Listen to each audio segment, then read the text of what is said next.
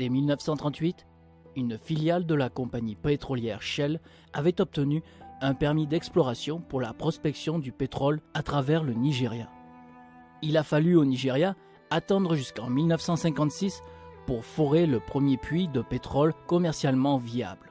Un exploit qui a indubitablement influencé l'intérêt du Royaume-Uni à intégrer le Southern Cameroons au Nigeria avec l'espoir que le territoire serait également riche en pétrole. Dans les années 1960, le rythme de la prospection pétrolière s'est accéléré en République du Cameroun, menant à la découverte du pétrole onshore et offshore au large des côtes du Cameroun occidental par le conglomérat pétrolier français ELF.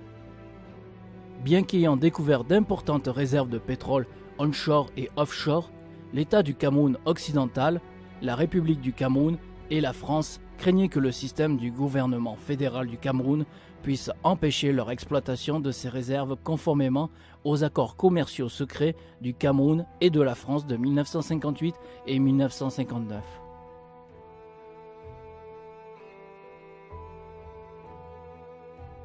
Comme condition à l'octroi de l'indépendance de la République du Cameroun en janvier 1960, la France avait conclu des accords secrets avec Ahidjo qui donnaient à la France des droits prioritaires d'exploration et d'exploitation de toutes les ressources du sous-sol, y compris le pétrole.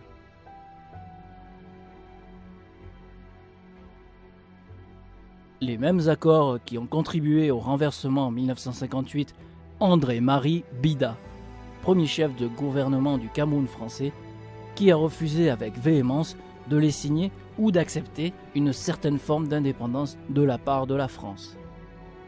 Le conflit d'intérêts au sujet de ces réserves de pétrole entre la France, Ahidjo et l'État du Cameroun occidental n'a pas été déclenché par des événements au Cameroun, mais plutôt par la décision de l'Algérie en juin 1970 de nationaliser 4 compagnies pétrolières étrangères.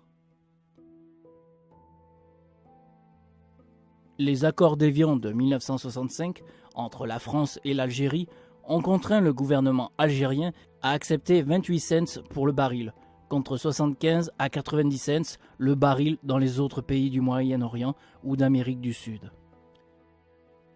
Confronté à une crise économique, à des sorties massives de capitaux et à une augmentation rapide des dépenses publiques, le gouvernement algérien est rapidement devenu insatisfait des accords d'Évian et a décidé de rompre les accords et de prendre le contrôle des compagnies pétrolières étrangères. Dans ce contexte, le président français Pompidou et le ministre français des Affaires africaines, Jacques Foccart, se sont rendus au Cameroun en 1971 et ont commencé à travailler sur un plan pour faire face à cette menace potentielle qui planait sur les accords secrets franco-camerounais.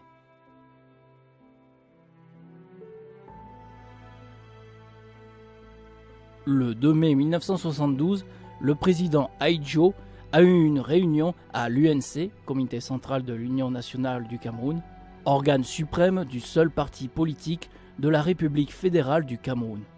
Des plans furent dressés pour ce qu'on appellerait plus tard la révolution pacifique du peuple camerounais. Le démantèlement de la structure fédérale du gouvernement en faveur d'un système de gouvernement unitaire donnant au président encore plus de pouvoir qu'il n'en avait déjà.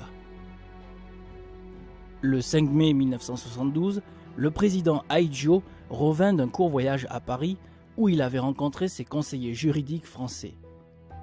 Dans sa mallette étaient des exemplaires d'une nouvelle constitution pour la République fédérale du Cameroun.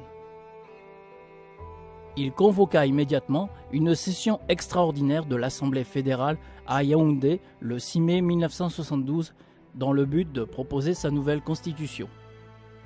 Alors qu'on s'attendrait normalement à ce que la législature d'un pays soit responsable de l'adoption d'une nouvelle législation, le président Ahidjo avait précédemment assumé les pouvoirs de la législature et de nombreuses autres branches du gouvernement à travers une série de déclarations d'état d'urgence sans fin.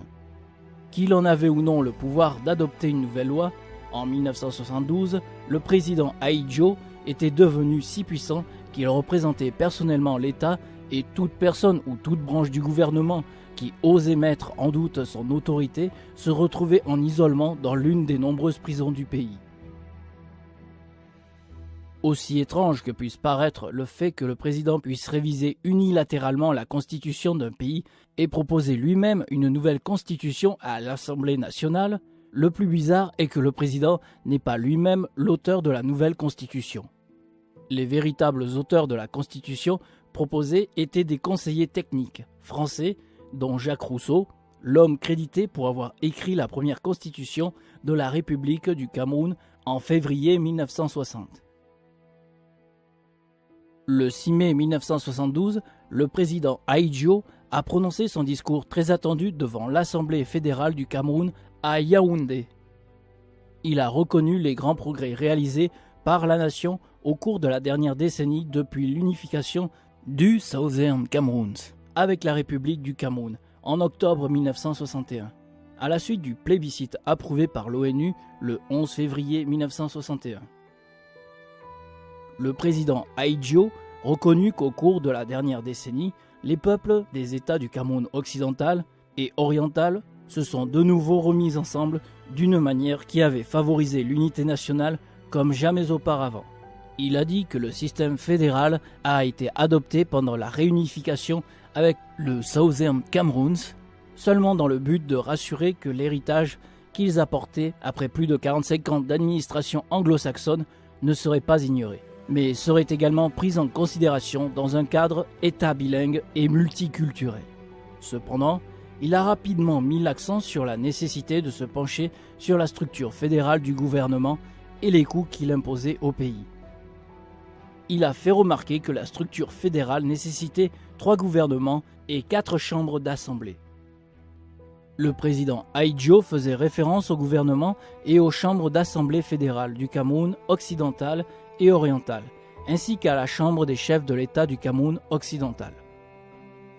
Il a ensuite déploré les déficits budgétaires du Cameroun occidental qui coûtaient au gouvernement fédéral plus de 2 milliards de francs CFA par an.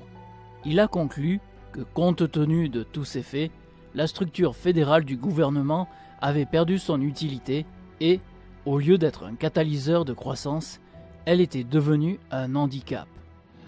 Dans ces conditions où les structures fédérales apparaissent comme un handicap au développement rapide du pays, ou en revanche, le peuple camerounais a déjà consacré dans les faits sa profonde unité, ma conviction, mesdames et messieurs les députés, ma profonde conviction est que le moment est venu de dépasser l'organisation fédérale de l'État.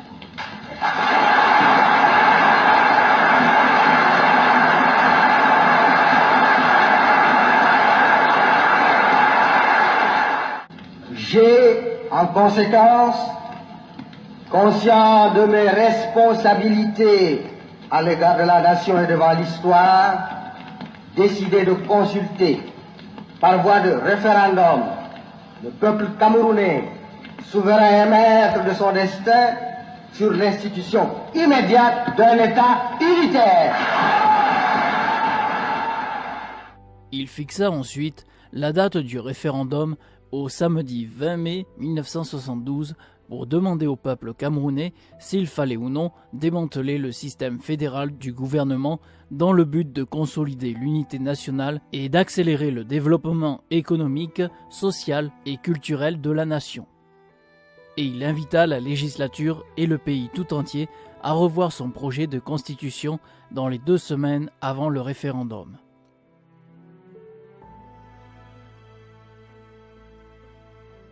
Seules les personnes qui ne connaissaient pas la politique intérieure de la République du Cameroun dans les années 60 seraient surprises d'apprendre que le Cameroun occidental est déclaré fauché et est une charge pour les coffres du gouvernement fédéral. Lorsque le Southern Cameroun a rejoint la République du Cameroun le 1er octobre 1961, c'était un territoire dynamique et riche. Le Southern Cameroun exportait alors plus de 5 millions de livres de produits agricoles vers l'Europe et les États-Unis, y compris les bananes, le caoutchouc, le cacao, l'huile de palme et les poivrons, générant des bénéfices annuels de près de 1 million de livres sterling. Ces bénéfices ont permis au territoire non seulement de développer ses infrastructures et de fournir des services à sa population, mais aussi de subventionner le gouvernement du Northern Cameroun, pendant de nombreuses années, parfois à plus de 150 000 livres.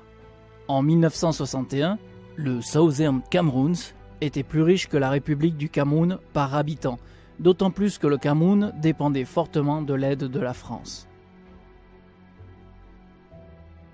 Bien que le président Ahidjo ait déclaré que seul un système de gouvernement fédéral aurait pu servir au mieux l'adhésion du Southern Cameroun à la République du Cameroun en 1961, son action unilatérale en 1972 prouva combien l'engagement de la République du Cameroun était timide.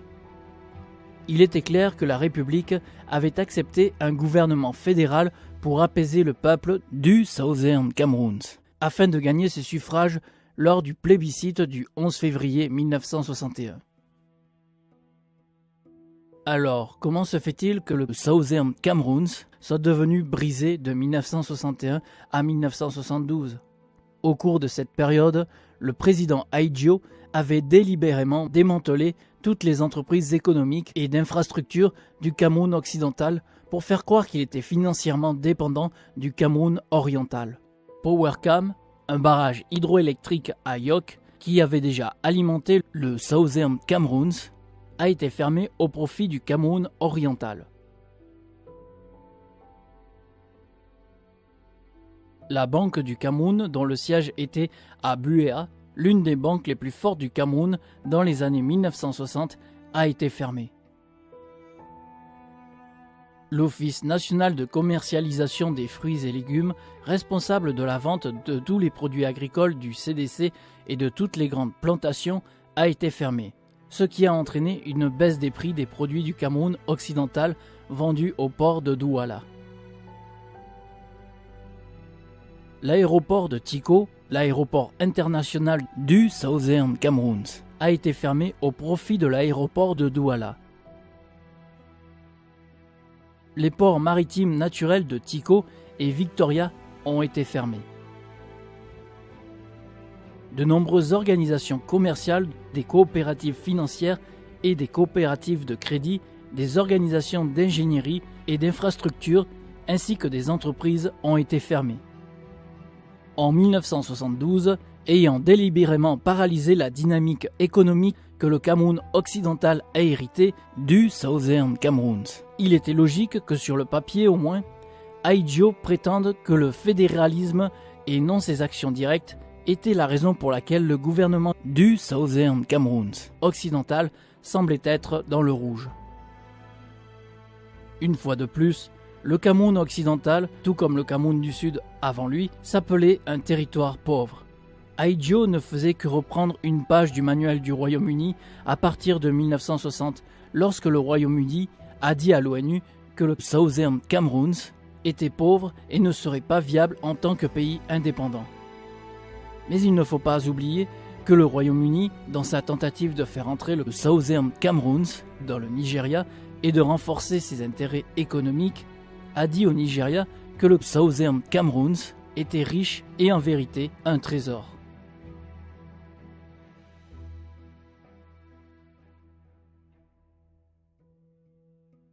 L'article 47.1 de la Constitution fédérale de la République du Cameroun stipulait qu'aucune modification ne pouvait porter atteinte à l'unité et à l'intégrité de la fédération. On pourrait interpréter cet article comme signifiant qu'aucun projet de loi n'aurait pu être introduit pour dissoudre la fédération elle-même. Même si le président lui-même avait présenté un amendement pour dissoudre la fédération, l'article 47.3 stipule qu'un tel amendement aurait dû être voté à l'affirmative non seulement par l'Assemblée fédérale, mais également par les chambres d'assemblée du Cameroun oriental et occidental. Sachant qu'il n'aurait pas pu s'en sortir avec la chambre d'assemblée du Cameroun occidental, le président Ahidjo a habilement employé l'article 2 qui mentionne le mot référendum comme un moyen d'apporter des changements à la Constitution. Cependant, même si l'article 2 avait pu être élargi pour servir de moyen d'apporter des modifications à la Constitution, il n'avait pas et n'aurait pas pu l'emporter sur le libellé très clair de l'article 47. La porte légale dérobée sur laquelle s'appuyait le président Ahidjo était donc une loi votée le 10 novembre 1969, fixant les conditions et la procédure du référendum. Mais même cette loi ne devrait pas et n'aurait pas pu l'emporter sur l'article 47.3. Dans le climat politique qui prévalait et dans lequel les dissidents étaient enfermés sans procédure régulière, personne n'a osé résister à la violation flagrante de la Constitution fédérale par le président Ahidjo. À la fin de son discours du 6 mai 1972, les 10 membres de l'Assemblée fédérale du Cameroun occidental sortirent ensemble avec John Yu Fongsha pour se réunir chez Bernard Fonlon à Yaoundé, laissant les 40 députés du Cameroun oriental au Parlement. La tension monta rapidement lorsque le président Ahidjo ordonna rapidement aux forces armées d'encercler la maison de Bernard Fonlon tout en négociant avec les membres du Parlement. Après une mûre réflexion, Fonlon indiqua qu'ils étaient mal préparés et en infériorité numérique et qu'une résistance accrue pourrait avoir des conséquences imprévues. Bernard Fonlon conseilla de retourner à l'Assemblée et laisser leurs ancêtres mener le combat.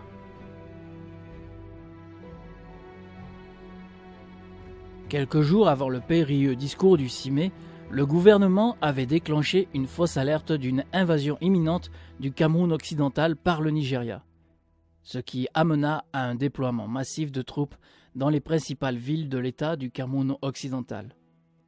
Il n'était pas politiquement sage ou physiquement sûr d'avoir et d'exprimer des opinions différentes de celles du président, et encore moins de s'opposer par des paroles ou des actes à ses plans ou actions.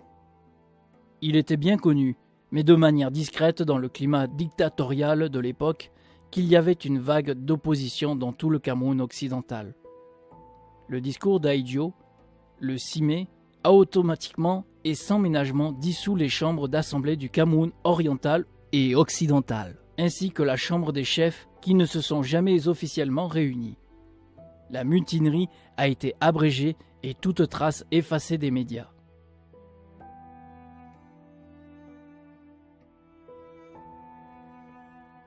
Tout au long de la campagne référendaire de 2 semaines, tout le monde a été avisé de ne pas voter non.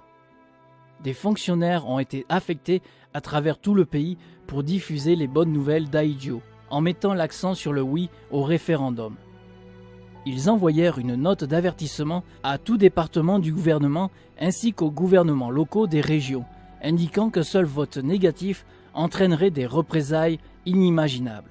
Bien que le gouvernement ait enregistré des bulletins de vote non, le 20 mai 1972, les électeurs ont découvert que seuls les bulletins portant les mots « oui » et « yes » étaient disponibles. « Yes » veut dire « oui » en français. Si les bulletins de vote « non » existaient, ils n'étaient manifestement pas utilisés dans les bureaux de vote, si ce n'est pas partout. Certainement le cas dans la majorité des bureaux de vote à travers le Cameroun. À midi, le 20 mai 1972, le président Ahidjo appelait déjà le référendum une victoire. 2 semaines plus tard, il promulgua la nouvelle constitution le 2 juin 1972. Non écrit ou examiné par l'Assemblée fédérale. Non approuvé ou signé par la Chambre des députés du Cameroun oriental ou occidental. Non signé par le Premier ministre des États fédérés du Cameroun oriental ou occidental. Suite à la grande victoire, la population, notamment dans l'ancien Cameroun occidental, a été sévèrement réprimée par les forces de police. Les contrôles de sécurité, les raids, les barrages routiers et les cordons de police dans les quartiers ont augmenté. Quiconque n'avait pas de carte de vote dans sa poche était arrêté. Le gouvernement et l'armée ont fait des efforts pour dissuader toute manifestation publique ou même privée contre la dissolution illégale de la fédération. Ayant été privé de l'option de l'indépendance pure et simple par le Royaume-Uni et ayant participé à contre-cœur au référendum le 11 février 1961 organisé par le Royaume-Uni et l'ONU aboutissant à l'union avec le Cameroun dans une république fédérale, le 20 mai 1972 n'est guère un jour de fête pour les populations de l'ancien Southern Cameroun, Au contraire, ça reste un jour qui signifie peu car il représente le jour où le système fédéral qui aurait dû garantir leur diversité et leur mode de vie, leur système éducatif et juridique et bien d'autres a été démantelé, accélérant ainsi leur marginalisation au sein de la désormais République unie du Cameroun. Pire encore, la réintroduction unilatérale par Ahidjo dans sa nouvelle constitution du 20 mai 1972 de l'expression « une et indivisible » est un douloureux rappel du fait que le Cameroun du Sud a été annexé par la République du Southern Cameroon en 1961 avec la complicité totale du Royaume-Uni et l'absence manifeste de l'Organisation des Nations Unies. L'article 5 de la résolution 1608 de l'ONU du 21 avril 1961 stipulait que le Cameroun du Sud et la République du Cameroun devraient avoir convenu et déclaré des objectifs communs avant le 1er octobre 1961. Cependant, le 1er septembre 1961, juste un mois avant la réunification des deux parties, Ahidjo avait signé une nouvelle constitution fédérale pour la République fédérale du Cameroun, y compris le Southern Cameroun, mais sans le consentement de ce dernier. Cela n'avait été possible que parce que le Royaume-Uni, ayant perdu le Southern Cameroun lors du référendum du 11 février, s'était lavé les mains de toutes les affaires concernant ce territoire sous son tutelle et a facilité son annexion inconditionnelle par un État souverain. La phrase « une et indivisible » avait été rayée du projet de constitution de Fumban en juillet 1961 par la délégation du Southern Cameroun, précisément parce qu'elle ne voulait pas laisser Ahidjo penser que l'union du Southern Cameroun avec la République du Cameroun était sans condition. La nouvelle phrase « une et indivisible » d'Ahidjo était essentiellement une police d'assurance contre ce qu'il savait être une bombe à retardement. L'annexion du Cameroun du Sud le 1er octobre 1961 et l'absence d'un traité d'union avec la République du Cameroun. Cette police d'assurance s'avérerait difficilement efficace pour toujours.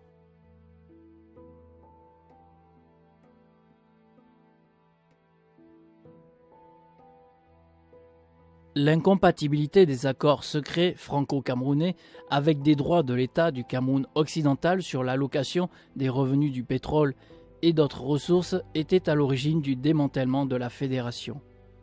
Si ce récit semble tiré par les cheveux, les actions du gouvernement au cours des dernières années ont seulement servi à renforcer ces arguments. Le renversement du système du gouvernement et le retour au système unitaire ont donné au président tous les pouvoirs pour faire respecter les accords secrets de 1959 en toute impunité.